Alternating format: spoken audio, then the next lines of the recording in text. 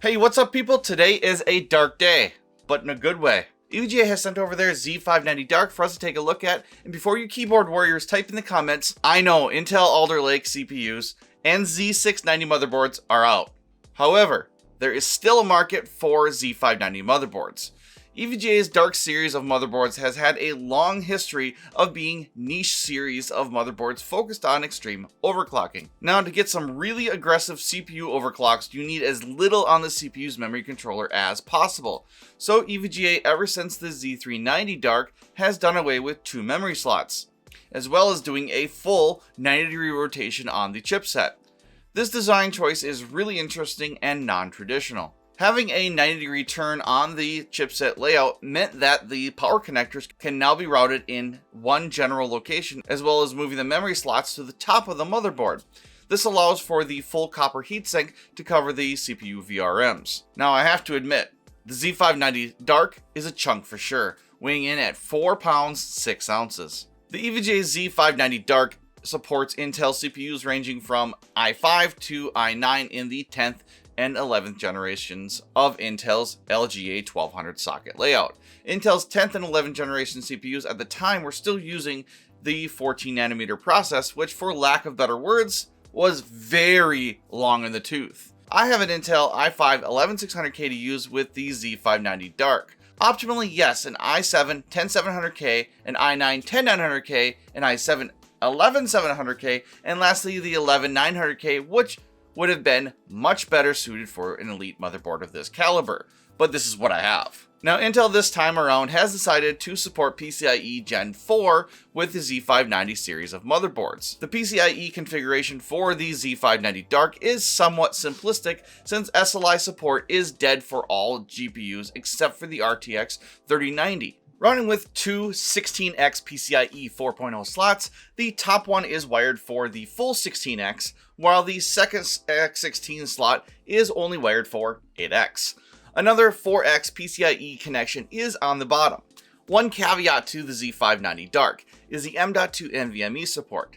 The only slot to support the PCIe 4.0 standard is the very top slot.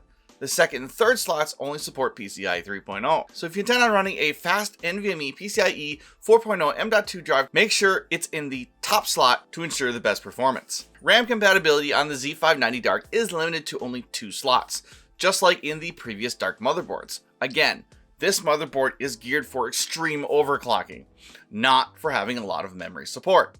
Firstly, the advantage of having only 2 slots for the DDR4 memory is to minimize the overhead on the CPU memory controller, like I said before, which has since moved from the CPU to the DDR PCB on the newer models of DDR5 that just launched. With only 2 slots of memory each with its own channel, memory overclocking can also be focused on to achieve higher levels of performance in benchmarks. The Z590 Dark does support up to 64GB of DDR4, so 2 32GB sticks, at a blistering 5,333 megatransfers via overclocking. Alright, VRM configuration. Again, the EVGA Z590 Dark has differed from the way traditional chipsets are designed. This 90-degree turn has the CPU VRMs to be placed right next to rear I/O. Hell, the rear I/O even has ventilation holes, as well as twin PWM fans to aid in pulling in cool air to cool the VRMs. On top of the VRMs is the huge copper heatsink, probably one of the beefiest I've seen in a long while. So, how many digital VRMs does the Z590 Dark have? 20 freaking 1. That's just insane. Alright, it's more like 17 for the CPU, with 4 sprinkled here and there. Like I said earlier, the EVGA Z590 Dark motherboard is geared for extreme overclocking. As I mentioned before, all power input has been routed to the right side of this EATX motherboard. The power connectors, which consist of the 24-pin, 2 8-pin EPS, as well as a USB 3.0 connection, are all in a row, which means that they're all right angled. Also, if one wanted to monitor voltage themselves instead of relying on software or the BIOS, one can hook up to the voltage readout points located on the top edge of the motherboard near the 2 memory slots. EVGA includes a nice plethora of additional accessories that aid in that department. The onboard I/O is pretty jacked for an overclocking motherboard. Starting at the top, an old school PS2 connector with 2 USB 3.0 Type A ports. Below, next to those would be the included Wi-Fi 6 6 antennas. Yep, EVGA has included the Intel AX201 chipset for Wi-Fi and Bluetooth connectivity.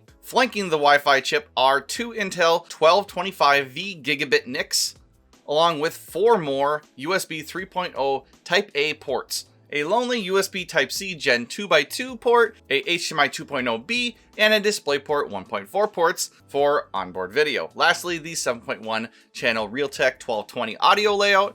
More audio options are available from the front panel header with EVGA's new audio. On the Z590 Dark itself, you would think storage options wouldn't be all that great. Well, you'd be dead wrong. 8 SATA ports in a 4x2 configuration with a single U.2 connector on the left-hand side. As mentioned before, support for 3 M.2 drives, with one having support for PCIe 4.0x4. EVGA also doesn't skimp when it comes to PWM fan controllers, with a grand total being 7 spread out in strategic points around the motherboard. Just like I mentioned before, the cooling on the EVGA Z590 Dark is no joke. The VRM cooling design is made from 100% copper with 2 I/O cooling fans, while the M.2 cooler plate seems to be made from very dense aluminum.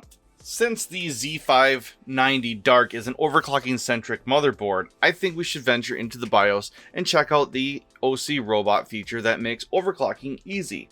Now, part of me is doing the OC Robot because it's just plain easier, but those of you who want to fine-tune your overclock, you can let the OC Robot find the highest stable clock, and you can go from there. So let's see what this i5-11600K can do. Well, that didn't work out as planned. Every time I would load up the OC Robot, it would freeze at around 60%, which is around 5.2 gigahertz. I guess it might just be the limitation of my i5-11600K that I have, but alas, this is the silicon lottery. However, I was able to use the top setting, which is a conservative overclock. So at 5.1 gigahertz, I was able to boot into Windows no prob, albeit at a 1.46 V-core, which is a bit high for my liking. Package temps were decent at 36C at idle, under a few runs of Cinebench. R23 load package temps rose to around 60C on the Corsair H150i LCD 360mm radiator. Now, had I had a more exotic method of cooling, I think the Z590 Dark could have really stretched its legs.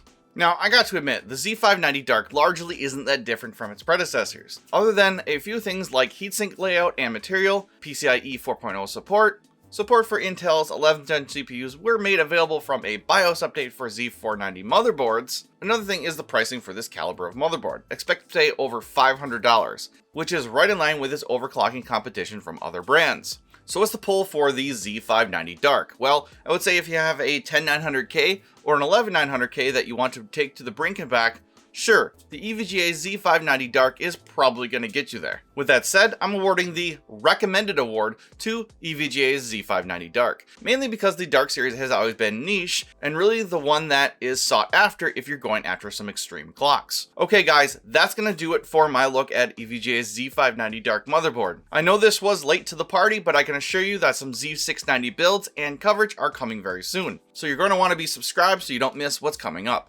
Again, I'm Ryan with Extreme Hardware, and I'll see you in the next one.